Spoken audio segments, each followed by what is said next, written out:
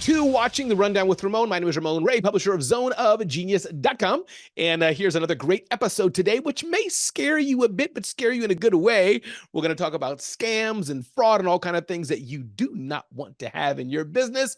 Michael with Visa is here. Michael, can you give us your full name, title, your role at Visa? And again, welcome, Michael, to the Rundown with Ramon. Glad you're here. Well, thanks for having me. My name is Mike Lemberger. I am the regional risk officer for our North American business here at Visa, and I look after all the scary things you talked about. But actually, no, I really help us protect and grow our business in the safest way possible. I love it. And just curious, what is Visa all about? We all know it. We have your cards in our wallet, but at a high level, just curious, why is Visa caring about this? You're not like a security company, routers and servers and network. We don't see when you click a link, that Visa, I don't think does that directly. So why is Visa even interested in, I think I know the answer, but why is Visa taking a stake in this? Just help us get at a high level what this is about. Yeah, look, as a tech provider, as a network, we move money.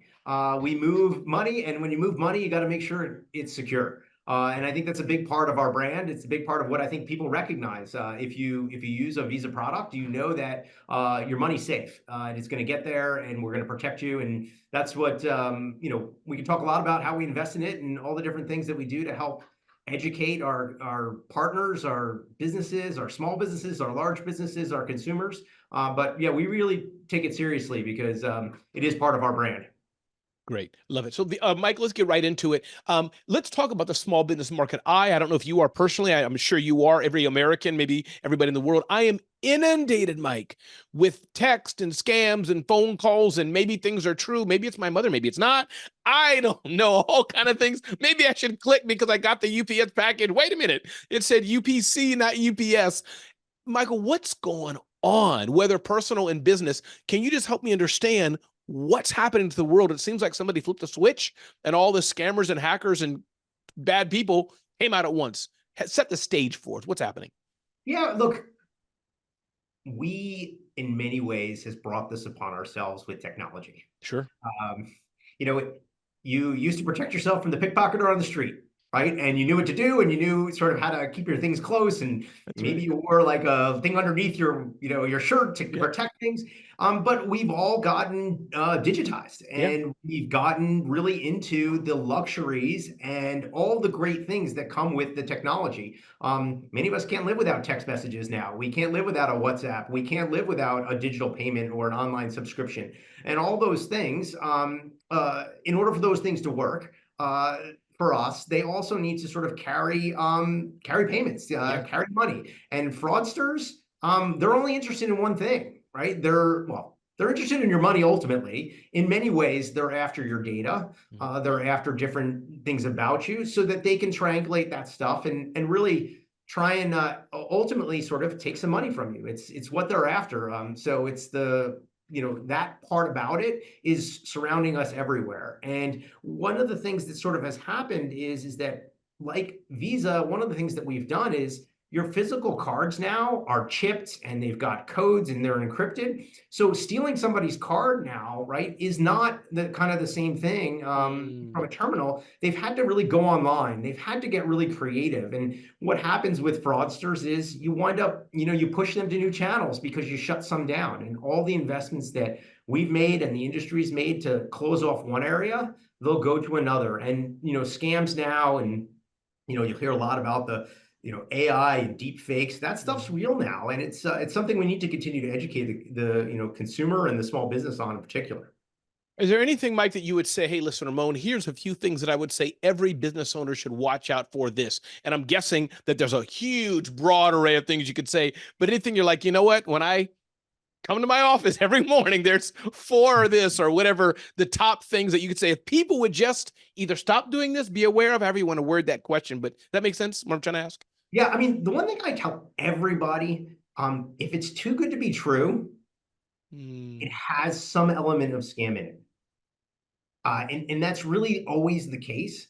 The second thing I tell people is that fortify and know who you are doing business with. Don't take chances on stuff that is not verified or validated, particularly in a business sense. There's really great ways, there's really great tools out there to go validate stuff. Make sure you're doing that validation. Your financial institutions is a great place. Visa is a great place to go help validate. There's lots of other agencies out there that can help you do that. In particular, small businesses. I really feel that they're a network amongst themselves as well, and use that network to help validate. Particularly in the risk field, we like a tiny bit of friction. I know everybody wants everything like instantly, but if you ask me, that tiny bit of friction, that step to verify, that little step up, we call it, right, is really, to me, that can make you feel a little safe and secure, and that, we're getting the step ups even down to seconds, right? Just like our transactions, but those step ups, and particularly if you're a small business, particularly if your margins are, small because you're just getting started, or you've put a lot out in front, don't get caught. Don't get caught by something that's not real.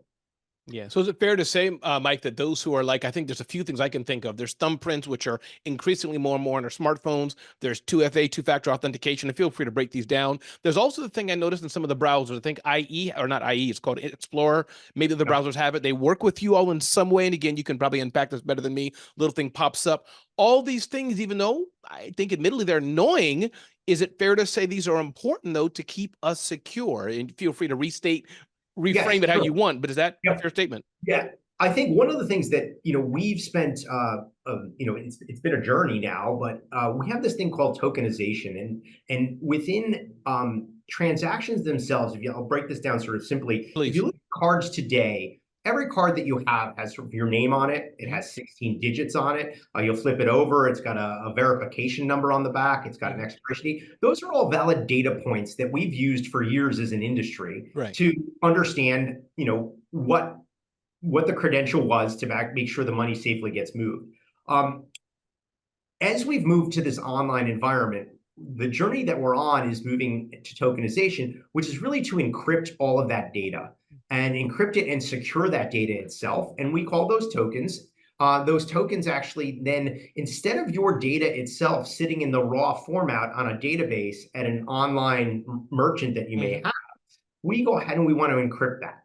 And by encrypting that data and information, we call those more secure, secure elements, secure transactions that we would have. And therefore, they are much safer to actually move when transacting information, as opposed to having those 16 digits, because the 16 digits with the verification and whether it's your zip code or whether it's those things are a little bit more out in the open. And so we're on a journey to move that. We're at over 50% of all transactions online are now encrypted transactions.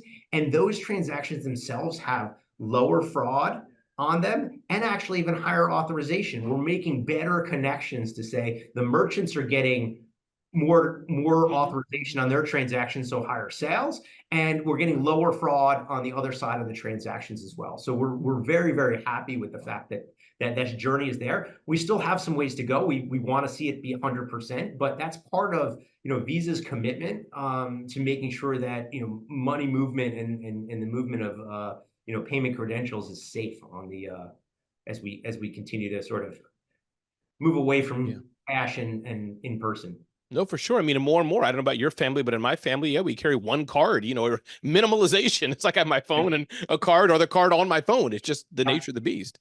Any particular story? I don't want to scare people too much. So everybody, if you have small children around, Michael may scare you all. Have them cover their ears, cover your eyes. I don't know what's going to come. Mike, any story again that you have or anything like Ramon, just to give us underline, this is a real thing. This happens. Anything that comes to your mind, and I'm sure there's many. There's one here, and we call it triangulation fraud. Okay. And I'll break it down for you because I think this one is really interesting because it has elements of all kinds of happy customers, sad customers, but ultimately fraudsters are driving this. Feels like a Lifetime movie. It may be beginning to come here, a Lifetime story or something. Yeah, exactly. Let me break down this for you sort of in an example. Let me just give you this example. You're on your favorite social media platform, and one of those ads pops up, and it says you can get a smartphone, that smartphone that you've always wanted that costs $1,000 for $600. Now, it should go up, say too good to be true, but you're like, wow, this is a sale. It's a one-time thing. I'm going to go ahead and I'm going to click on that.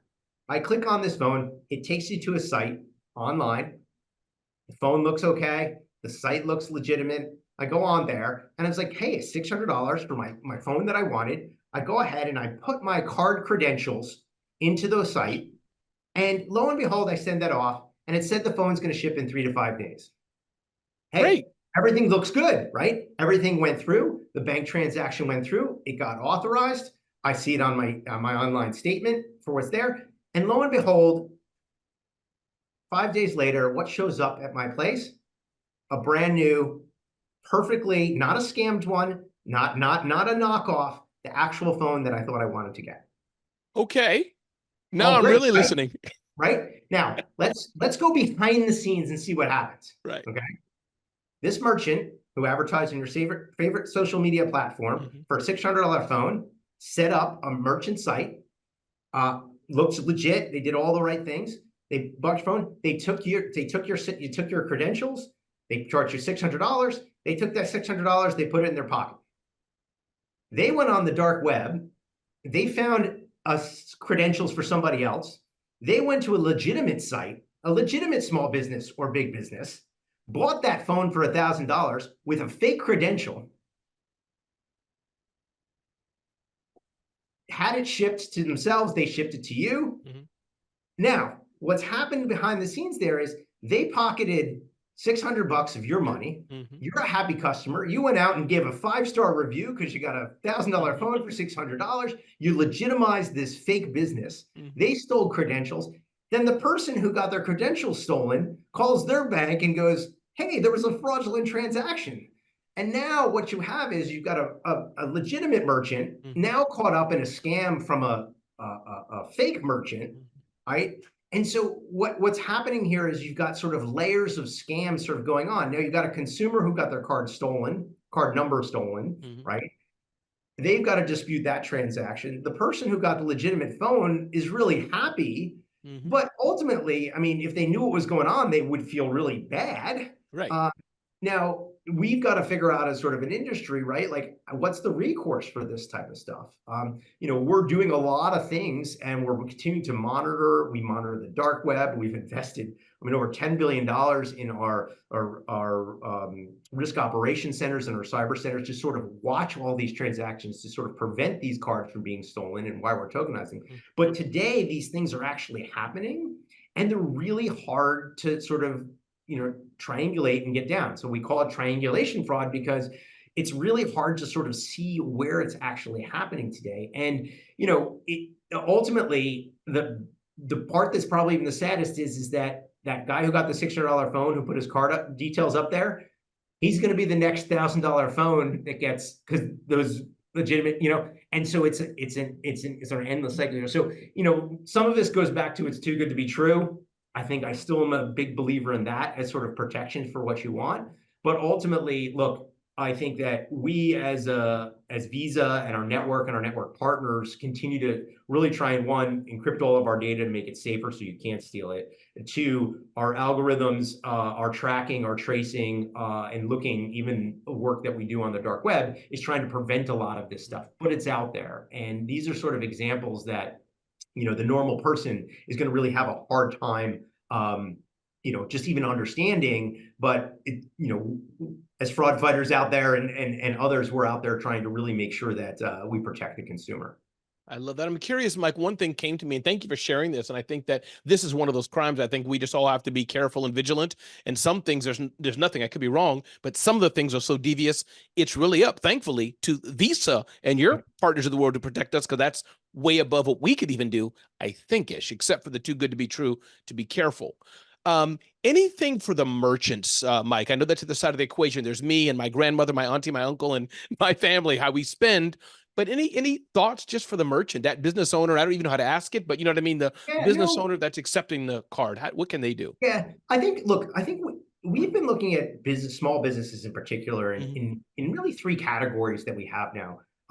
And one is the one who has a brick and mortar store. You're on a main street. You're selling stuff. And you've got your goods and services around you. Obviously, you've got some protections, which you're taking physical cards, and you're probably really low on the fraud side. A lot of those businesses, though, in order to grow their businesses, are moving online. Mm-hmm. And so you wind up with an omni-channel situation where some of your stuff's online, some of your stuff's in store. And as you sort of do that, you wind up with some vulnerabilities in sort of the way that your systems are connecting if you don't do it right.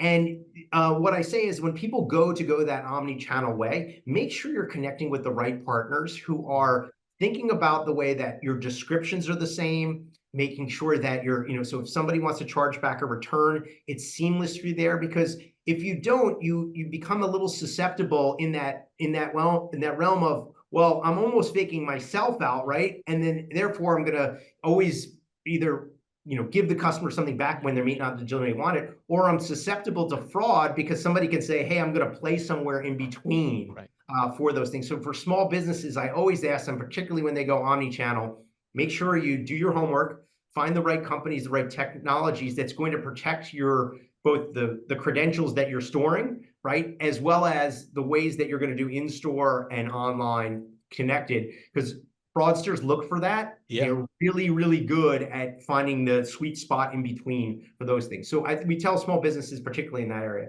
For the ones that are just online small businesses, and they're 100% online small business, which is a good portion. I mean, we're bringing millions on all the time. When you are 100% online business, and in many instances, you're global, right? Because anybody can find you. You're really as good as the partners that you keep in a lot of that. And also how and what you accept. Accepting Visa comes with our Visa rules, our Visa standards, our Visa protections, and that that you sort of have that. I know some small businesses try and get into sort of accepting other payment mechanisms that are there, bank to bank, other things. Look, those things are all legitimate payment sources, but they don't necessarily always have some of the same chargeback and fraud tools that you will get with a card payment type of transaction. So just be wary and just understand what you're getting into and whoever's sort of bringing you on board and how that's sort of setting that up. So I think that's important. And the third area that we're seeing from a small business perspective is this is the communities that we're seeing now around all of these people that are, what are they called? So online, they're online, but they're like YouTube stars and influencer marketing creators, and huge community there, and they're all small businesses now, right? They're all becoming small businesses, and they're sort of getting online, and so they're taking payments from lots of different places in small increments. And we always tell them as well, make sure that as you think about it, influencer community, all that, make sure that you are understanding how you're getting your payments and who's helping you store it, because there are fraudsters out there as well who are looking to, right, either offer you a service to help you collect the money, right, or always telling you, hey, you can get onto the next platform or the next thing, and sort of take you for you and maybe your followers for sort of a little bit of a ride on some of those areas. And so the influencer community, I guess, is sort of what I would look at, is that we see them as small businesses as well, in the way that they're sort of collecting stuff. So make sure you're managing the right set of platforms when you're looking at those types of businesses. But and once again, we'll always promote taking Visa cards and Visa products, because we know the protection's there. And we actually, even as a company, are now starting to protect other types of transactions. And we had a recent product announcement. Even account-to-account transactions can be protected by Visa now, because of the data and the information that we have. And so we're expanding our reach in those areas as well. But we're out for the consumer and for the small business in those areas. I love that. One final question I have, Michael, and I want to make sure I'm keeping it this way so I can have you again, so your team can be like, Ramon kept it nice and short and to the point, and then I can have you again. What should a small business do? And I'm guessing this is a very broader question. There's 1,000 they could do, but if there is a problem, if they are hacked, and I'm sure it depends, but just a few broad things, like you find out, we've been breached, financially, otherwise, any best practices they should start to do that you think? Yeah, I mean, look, first of all, like, try and limit the damage. Yeah. And whoever your partner is, in particularly whether it's your financial institution, whether it's in many instances, you may have brought on what we call a payment facilitator or the technology provider that brings that. Let them know right away. That's where the tools and the expertise lie. I would say is that don't try and do it yourself. Because it is hard, it is complicated, and actually we're all here to help you because when we see it in one place, we can then, you can help your neighbor in many instances when you have some of this stuff. You can also record things with law enforcement. Both the Secret Service and the FBI do have portals that you can go to. You can go to, make sure to go to a .gov network. And then I always tell people too, when these things happen, check your rating agencies. If you're a consumer, you can go check at one of the rating agencies. If you're a small business and you're the undersigner, go check that stuff. Make sure that somebody hasn't really gotten in deep on you as well. I think it's good and prudent advice to sort of make sure that you're protecting your own credit because you're only as good as sort of what you can represent, and particularly as small businesses, you get a little vulnerable in those areas. Yeah, for sure. I love this. Mike, anything I didn't ask you that you wanted to bring out? And do you mind just one more time give us your full name and your role at Visa? But any question I didn't ask that you wanted to add anything before we conclude? I think it's been a great discussion so far. Good awareness discussion for sure. No, look, we want people to be aware that Visa's here to help. We continue to invest a lot in protecting the consumer and the business. We're a network underlying it. We're continuing to come up with new ways to understand the way the fraudsters think and try and outthink them. We will never get to 100%, but the investments that we've made, like I said before, I think it's over $10 billion in the last few years just to really upgrade all of our systems globally. And so wherever you sort of carry a Visa product, you know that you've got a big network and a company looking out for your back on that. And so I appreciate the time letting me share some of the stories that we have. There's many more. I'll be happy to come on again and share some other good ones. But once again, my name is Mike Lemberger. I'm the regional risk officer for a North American business and looking after all things to keep people safe. I love it, Mike. Thank you so much for joining us all on the Rundown with Ramon. Appreciate you and your team so much.